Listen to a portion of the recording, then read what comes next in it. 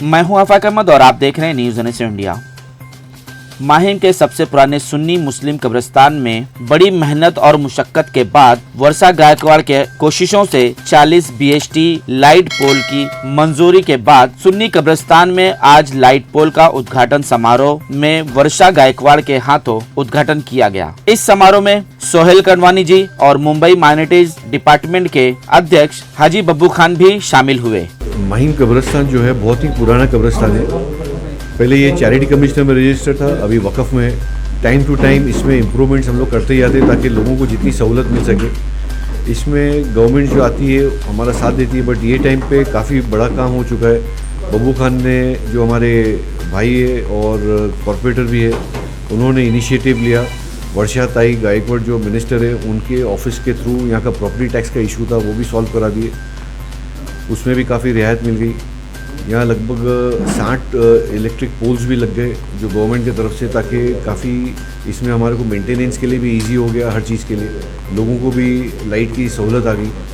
Slowly gradually हम इसको देख रहे कि एक वन ऑफ द बेस्ट कब्रिस्तान हो गए। हमारी अकाउंट्स की टीम देख रही है कि इसको ISO सर्टिफाई कैसा करें ताकि टोटल ट्रांसपेरेंसी में काम हो।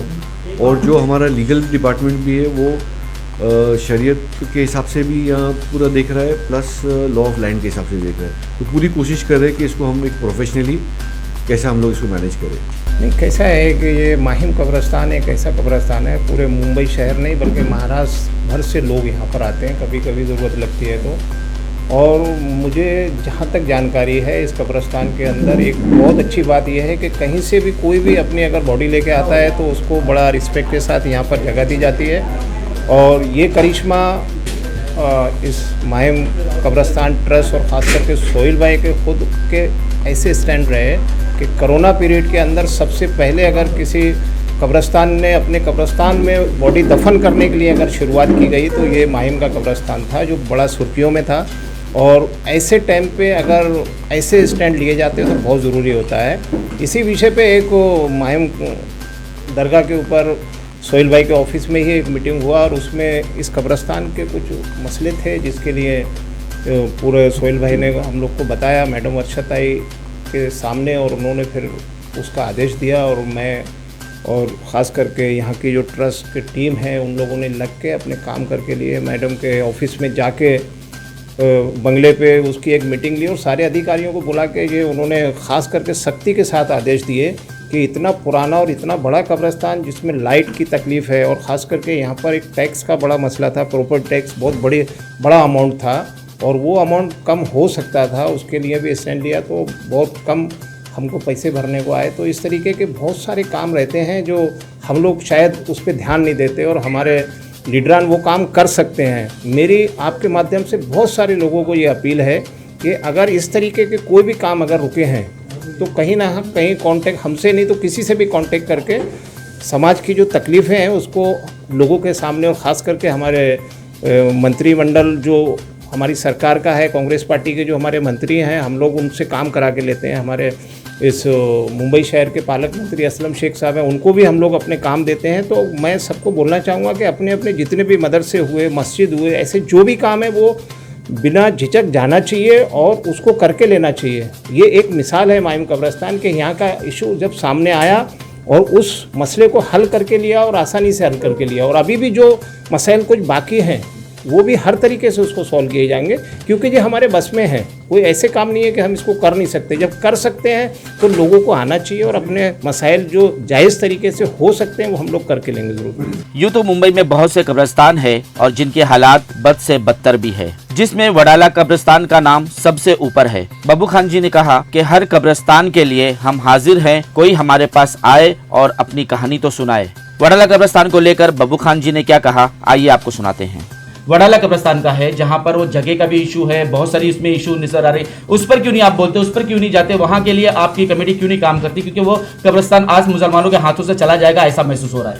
नहीं, मैं अभी भी मैंने आपके उस थोड़ी देर पहले भी ये चीज़ बोला कि अगर किसी के मसाइल हैं वो अगर हम तक आएंगे तो हम ज़रूर उसमें इंटरफेयर करेंगे और उसको काम करके लेंगे। और जहाँ तक कि धारावी के कब्रिस्तान का मसला है, धारावी की जो वहाँ की ट्रस्ट है, मैंने खुद उनको कई मरतबा कांटेक्ट किया हूँ और उनको बोला हूँ कि यहाँ जो भी मसाइल हैं वो तो, लेकिन उनके खुद की कैपेबल लोग हैं और वो अपना काम खुद करना जानते हैं, सक्षम हैं, और वो हम लोगों को शायद इन्वॉल्व करना नहीं चाहते तो कोई मसला नहीं है, वो अपना करते बेहतर। और अगर वो भी अगर हमारे तक कोई काम लेके आएंगे तो इंशाल्लाह मैं वादा करता हूँ कि मैं पोस्ट पे रहूँ ना रहूँ, लेकिन उस कब्रिस्तान को बहुत बेहतर तरीके से बनाने की क्षमता सरकार और महानगर पालिका रखती है और वो हम लोग करके लेंगे।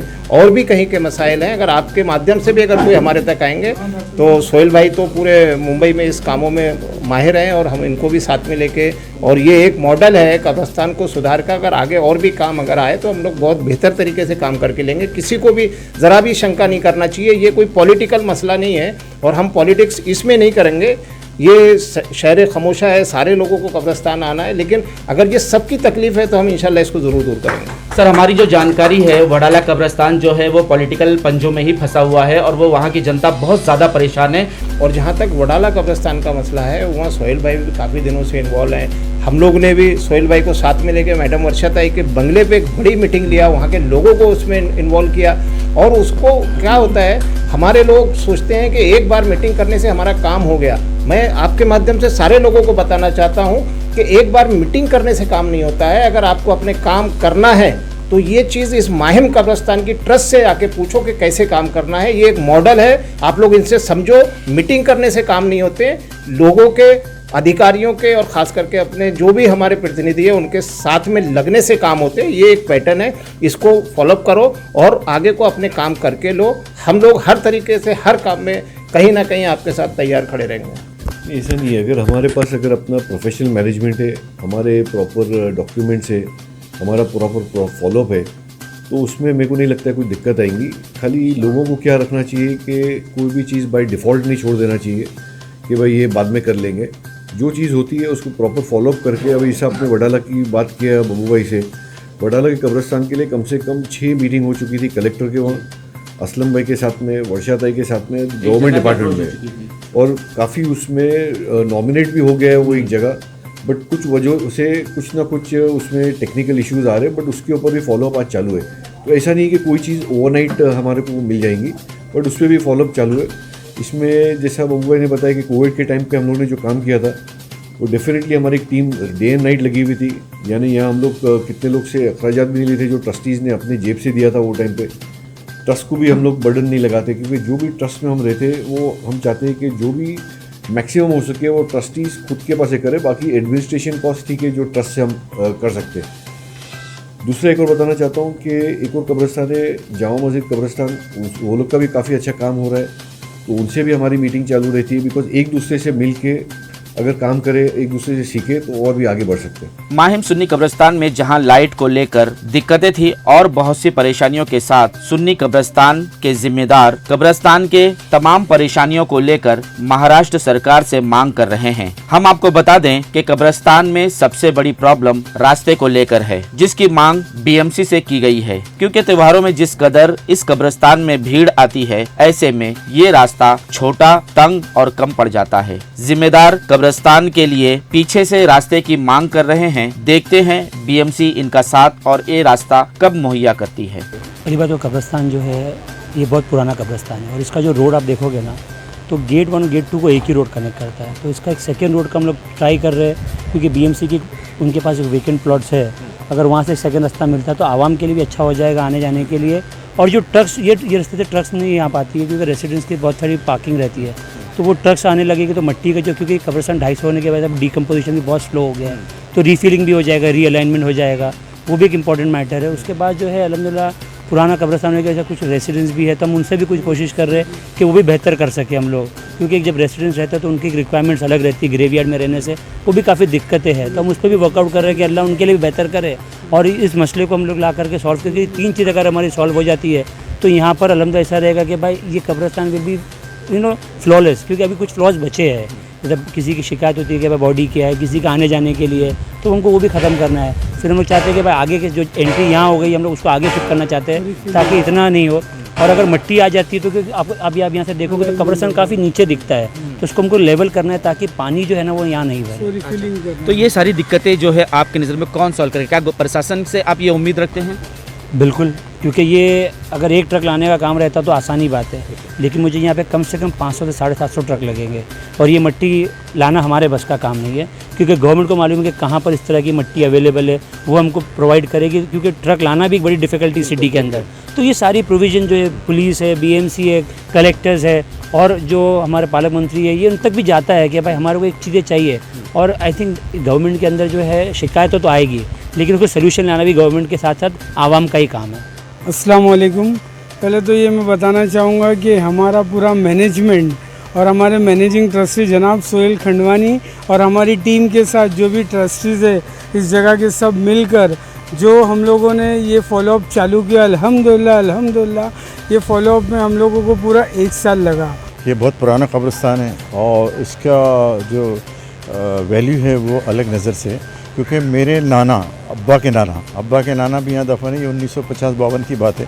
मेरे वालिद साहब वालिदा वगैरह हमारा रेगुलर आना जाना है। सबसे पहले मैं सोहेल खंडवानी साहब को और शब्बर भाई को और ट्रस्टीज़ को, मैनेजमेंट को, इब्राहिम भाई को इस बात की बधाई देता हूँ, और जो म्यूनसिपैलिटी से या जो लेडी आई थी डिपार्टमेंट में, सबको बधाई देता हूँ कि बहुत अच्छा नेक काम इन्होंने पहले भी किया, अभी भी किया, हाथ बढ़ाया। रहा सवाल कि कितनी सुविधा होगी, तो देखिए जो कमी है वो अगर पूरी हो जाती है तो इससे ज़्यादा किसी को क्या चाहिए। जो भी यहाँ कमी है इन्होंने अभी तक किया है, लाइट्स पोल वगैरह लगाए हैं, पानी का इंतज़ाम किया है। आने वाले को सिर्फ यही चाहिए कि भाई कब्रिस्तान पर आके फातिहा पढ़ के जाए तो उसको सहूलत हो, या किसी का गाड़ने का कुछ मसला हो, कब्र नहीं मिल रही, कोई अवेलेबल नहीं, तो ये लोग बड़े हेल्प करते हैं। सब लोग बहुत हेल्पफुल हैं और मेरी दिल से दुआ है जो भी ये काम में नेक काम में लगे हुए हैं उनको अल्लाह ताला उनकी हिफाजत भी करे और उनको हिम्मत दे और ये काम जल्दी से जल्दी पूरा हो जाए। और आपके माध्यम से ये हम कहना चाहते हैं कि जो लोग कोई जो अच्छी नीयत, नेक नियति रखते हैं और आगे बढ़ना चाहते हैं और ट्रस्टी में या मस्जिद में या किसी किस्म का हेल्प अपना हाथ आगे बढ़ाना चाहते हैं, तो दे आर मोस्ट वेलकम। वो आके ट्रस्टी से मिल सकते हैं और अपनी हर इन्हीं पैसे से या हो किसी किस्म की मदद वो दें, तो ये सवाब दारेन हैं और ये सवाब जारिया भी है। इन्हीं छोटी छोटी परेशानियों के साथ, बड़ी खूबी के साथ, अच्छी मैनेजमेंट के साथ आज भी माहिम सुन्नी कब्रिस्तान के ट्रस्टी अपना काम बखूबी अंजाम दे रहे हैं और देते रहेंगे। आज तक के लिए इतना ही। देश विदेश की खबरों के लिए देखते रहें न्यूज़ NSO इंडिया।